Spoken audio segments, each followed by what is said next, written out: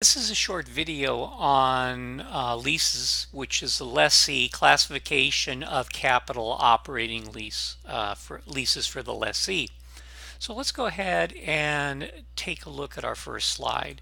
And our first slide is a review of the minimum lease payment components that we went over in our introduction video course. And I want to go over these again fairly quickly, but it's really important that you understand these particular items because these are the four major components of what basically makes up a minimum lease payment, and this is going to be something that is going to be we're going to have to know in our future efforts in accounting for leases. Again, we have the concept of minimum rental payments, and that's a minimum of periodic rental payments owed by the lessee. Now, those minimum rental payments exclude executory cost, which include things such as the cost of insurance, maintenance, tax expense, and that are related to the leased asset. Now, another component of our minimum lease payments is our bargain purchase option, which gives the lessee the right to purchase the leased asset at in effect, a bargain price or a price significantly below its fair value at the date that the BPO becomes exercisable. Thirdly, another component is what we call guaranteed residual value. And in that particular case, the lease guarantees all or part of the fair value of the leased property to the lessor at the end of the lease. And in effect, any such payment is really defined or is deemed to be the final lease payment for that lease. Now, if we look at the detailed guaranteed residual value, it says the guaranteed residual value is the certain or determinable amount at which the lessor has a right to require the lessee to purchase the asset, or B, the amount that the lessee or third-party guarantor guarantees the lessor will realize. Now, what this also means is if a third party guarantees any lessee's guaranteed residual value deficiency, this amount, this guaranteed residual value that has been guaranteed by a third party, need not be included as part of the minimum lease payment. So that is an exception.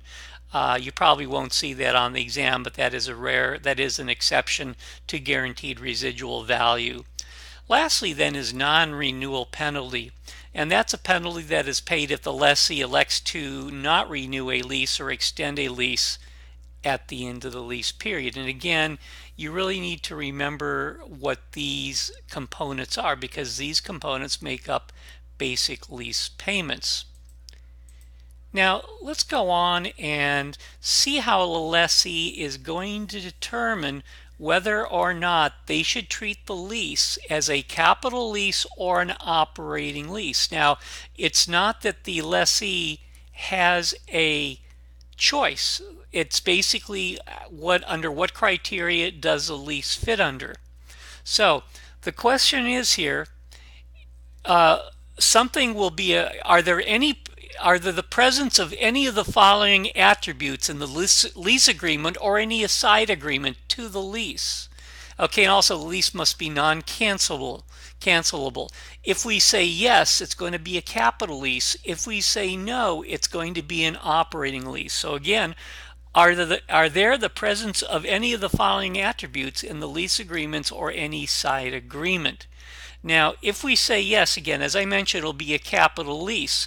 And essentially, if we take a look at the essence of a capital lease, we will be recognizing the leased equipment as a lessee. We will be recognizing the lease equipment as an asset on our balance sheet, along with the associated depreciation on our balance sheet and also on our income statement. We're also going to record the entire lease obligation as a liability and amortization of the lease liability with interest expense over the life of the lease, just as if we purchased it, even though we call it a lease, a capital lease. If we say no, it becomes an operating lease, and at that point in time, the lease will be considered basically, we'll only record the yearly rental payments as lease expense. So you can see the accounting between the two, if we look at it at the summary level between a capital lease and an operating lease, is very, very different. So in this case, it's asking if any of these four attributes are present, the lease will be considered a capital lease. And the first attribute is it provides for a transfer of ownership at some point in time. And that makes a lot of sense when you think about it, because if you're transferring the ownership of the lease from the lessor to the lessee, isn't that really a purchase? Number two, contains a bargain purchase option, the BPO. If it contains any type of BPO, at that point in time, it's deemed to be a capital lease. Number three, the lease term is for 75% or more of the leased asset's economic useful life. If that criteria is met, it becomes it could become a capital asset. Number four, the present value of minimum lease payments are at least 90% of the fair value of the lease property at the inception of the lease. And again, if that's true, it's a capital lease. If it's not true, it's an operating lease. Now, there's exceptions to criteria 3 or 4. Criteria 3 and 4 are not applicable if the beginning of the lease term falls within the last 25% of the estimated economic useful life of the asset. So in the case of 3 and 4, if the asset is under those criteria, we basically only consider criteria 1 and 2. We don't worry about criteria 3 and 4. So now let's go over 2 multiple choice questions regarding the classification of leases, whether they're capital or operating leases, to the lessee. Number 1, a company leases a machine.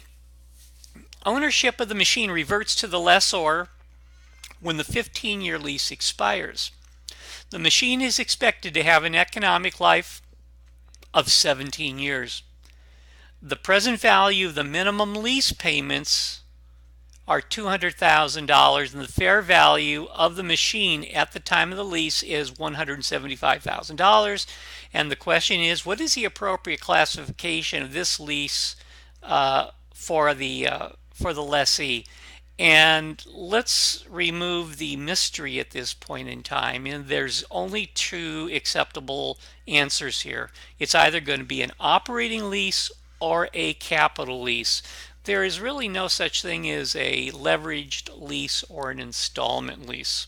So go ahead, when you're ready, stop the video, and then when you are ready to review the answers, go ahead and restart the video and review the answer slide.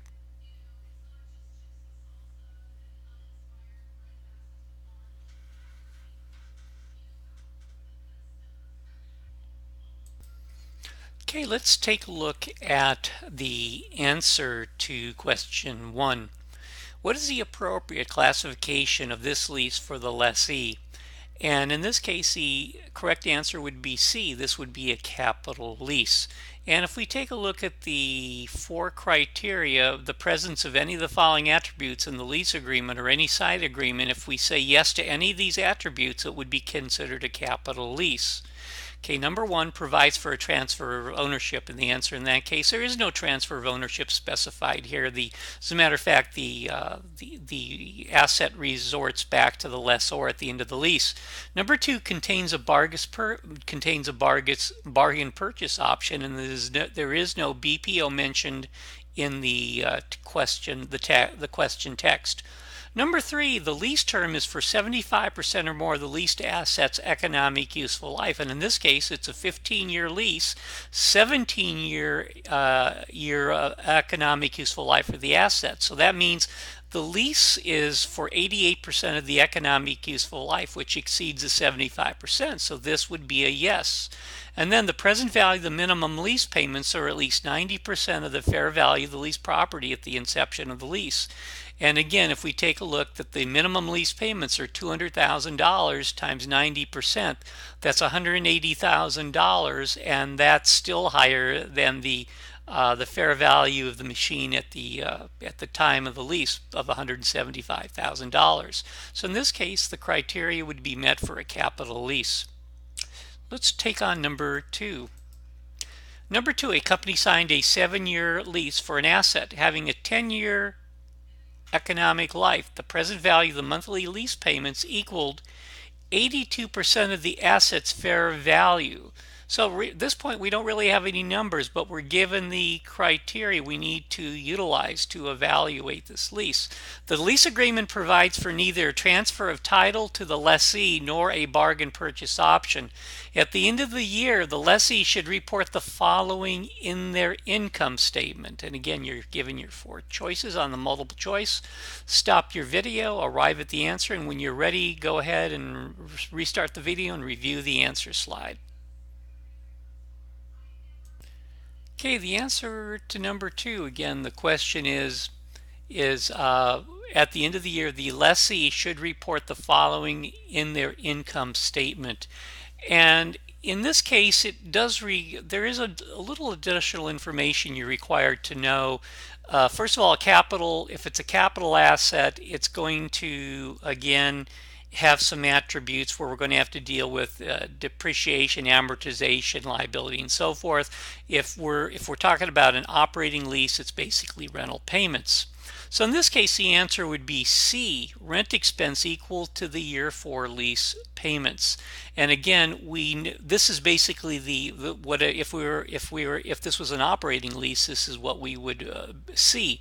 Now, again, we have to look at the criteria that makes this either a capital or operating lease. And the first criteria provides for a transfer of ownership. It clearly states there is none. Number 2, contains a bargain purchase option. Again, it clearly states there's no BPO.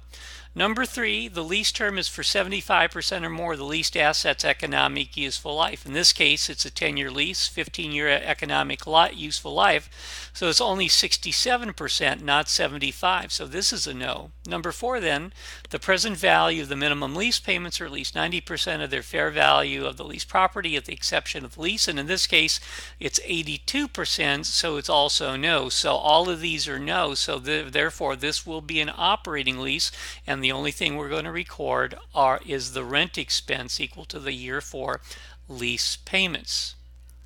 With that, that's the end of our presentation on the lessee's classification of capital or operating leases. And the next suggested video is the lessee accounting for capital leases. Thank you for your time.